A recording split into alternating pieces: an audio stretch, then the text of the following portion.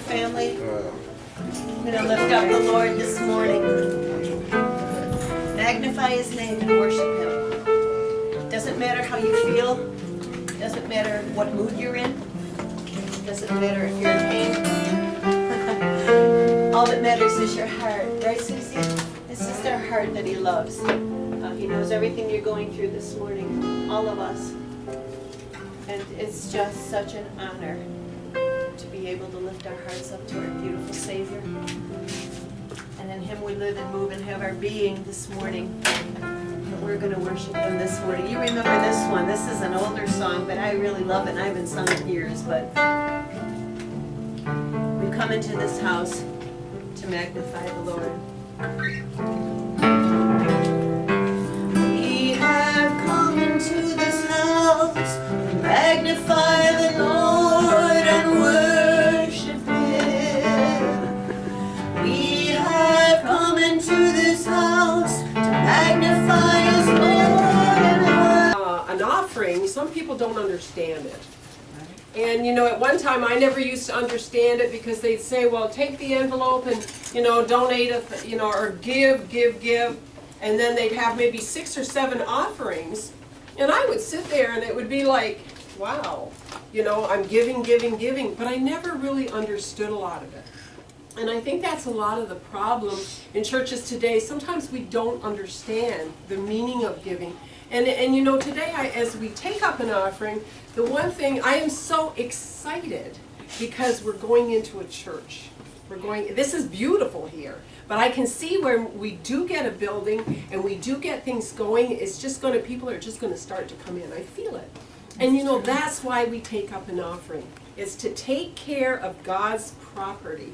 Take care of God's ministers. Take care of the needs of the people. It's not, you know, I've heard people say, well, you're excited about what is coming in Niagara Falls. I'm excited about it.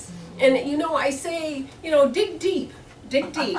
I did that one good, right? No, but dig deep and just say, you know, even if it's $1 I give, if that's all you got, just give it and say, Lord, I give you this $1 and I expect it to be multiplied and I expect souls to be saved. We don't do it for a big fancy church. We don't do it for a nice new carpet. We do it for people's salvation from the heart. Because people in Niagara Falls are dying and going to hell without Jesus Christ. And I see it all the time. And it's like, by you giving, whatever you give, be it a penny or be it $100, whatever you give, it doesn't matter in God's eyes. But God looks at you and He sees the giving part of it. And He sees that you really care. And He turns around and He blesses. Whoops, I thought I was not going to. I was just interrupting you there. But let's pray and let's ask God to bless the offering. And let's go to another one. This is my favorite.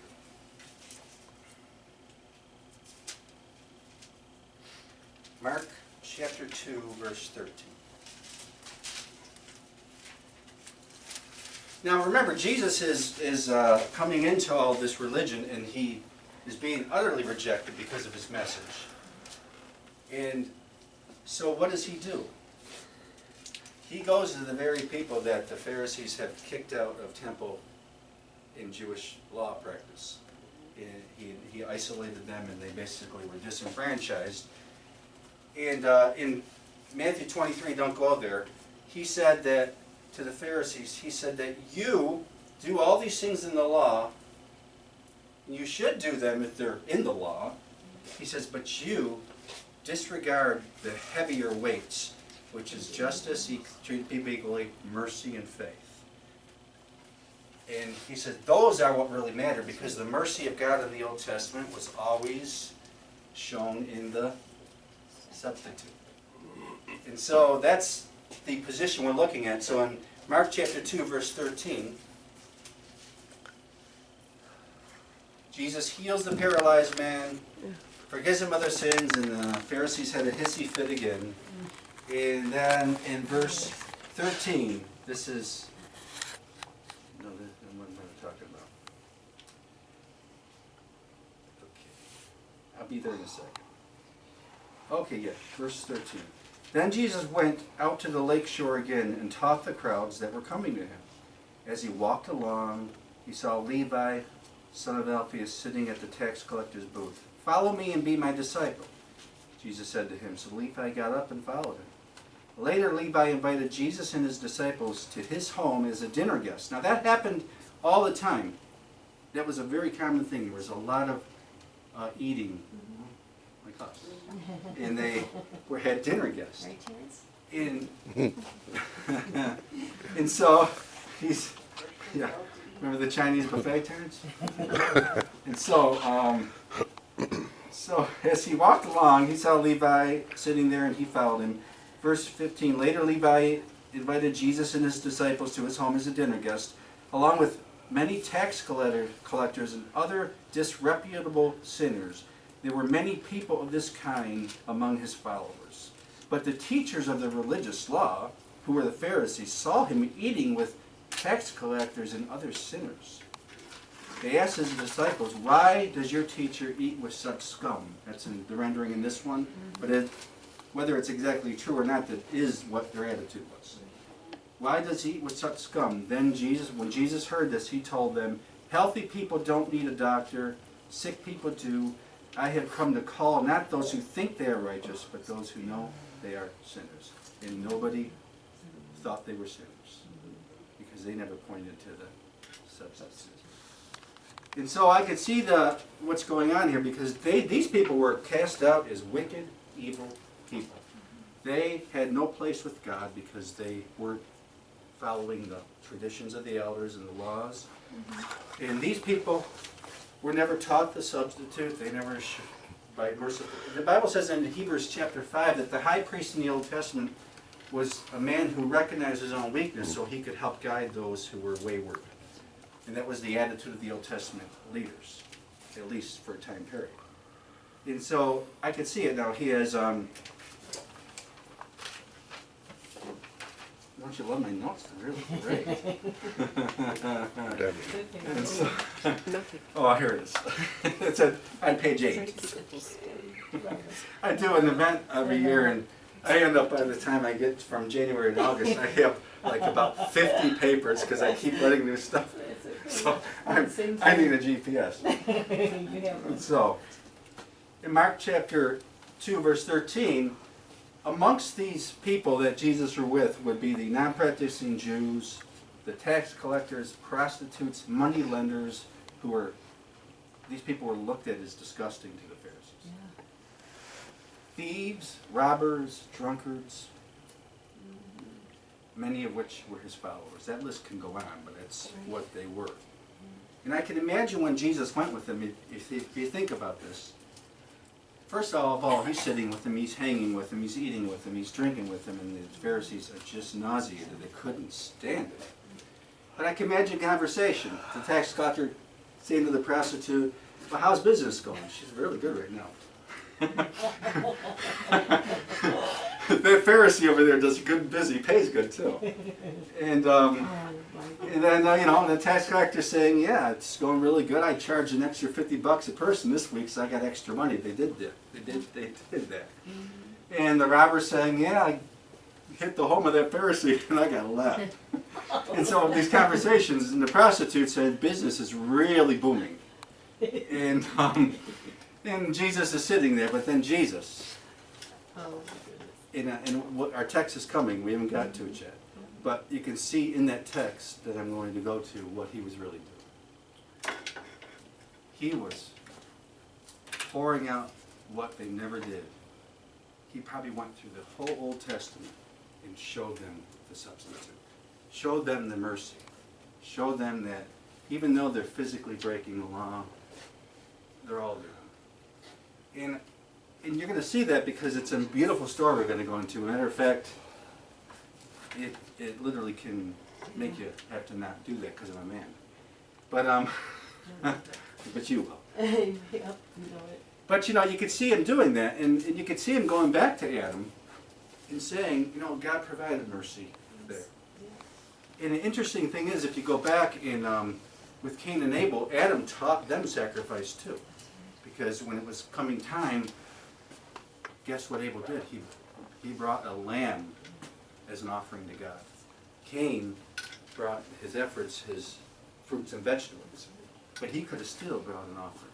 And thus he was jealous because Abel was received by God because of the blood of this lamb, and so on and so on. And then it goes to the flood, and then Noah gets out of the ark, and he offers a bloody offering to God. And God said, because of this offering, I'm not going to ever flood this earth again, and we're going to continue on. And so thus the offering is what brought the mercy again. And all those people that didn't go into the ark obviously probably were quickly turning away from the mercy of themselves, and thus judgment came, and they didn't have the substitute to offer. They didn't want to, or whatever that may be. And then you can go on, and then he probably took him.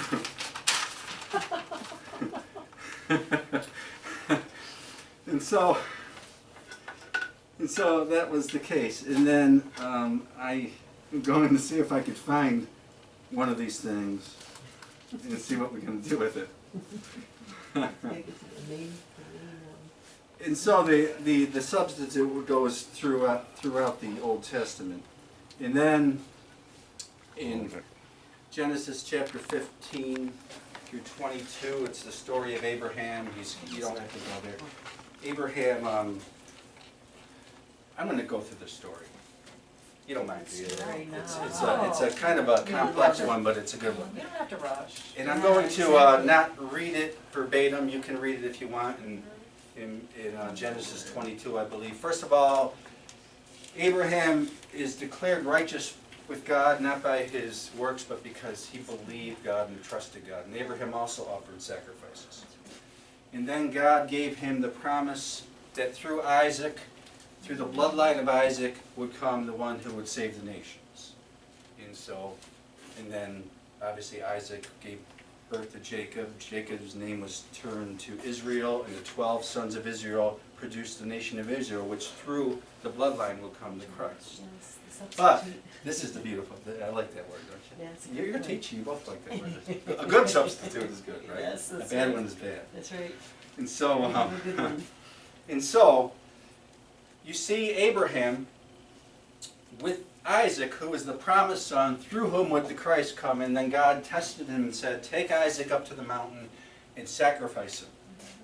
And so, Abraham said to his servants, interesting enough, we will return. So he knew something was up. In a sense, God didn't trick him. He knew something was up because he knew that was a promise. So he was clinging to the promise. So he knew he was being tested. So his faith kicked into action. That happens to us, doesn't it? God gives us a promise. We feel like a piece of dirt, but his promise says this, and we cling to it, and then it comes forth. And so now this is the part that's beautiful. He has Isaac, and he puts the wood upon Isaac, and Jesus carried the wooden cross, correct? Yes. So he starts going up the mountain, and it's Mount Moriah. He's climbing Mount Moriah with his son. And his son says to him, and this is key, Yes. Dad, Where's the he says, where is the lamb? And he said to his son, God will provide the lamb. So he gets up to the mountain. Now I just picture this, and I think it has to be true. Sarah is probably screaming, running after him, saying, no, God didn't say that. And I'm sure she is, and she should have. But he goes up the mountain. Isaac is carrying the wood. He puts Isaac down on the altar, straps him down. He has a knife. He's about to plunge it into his son, obeying God, but he knew something was coming. He had to have known. So I imagine he delayed that plunge. He probably said, kept going back. and then all of a sudden, the angel says, don't touch him. Don't. God sees your heart, he knows, etc., etc. And then he saw a ram in the thicket. It wasn't a lamb, because the lamb was coming later.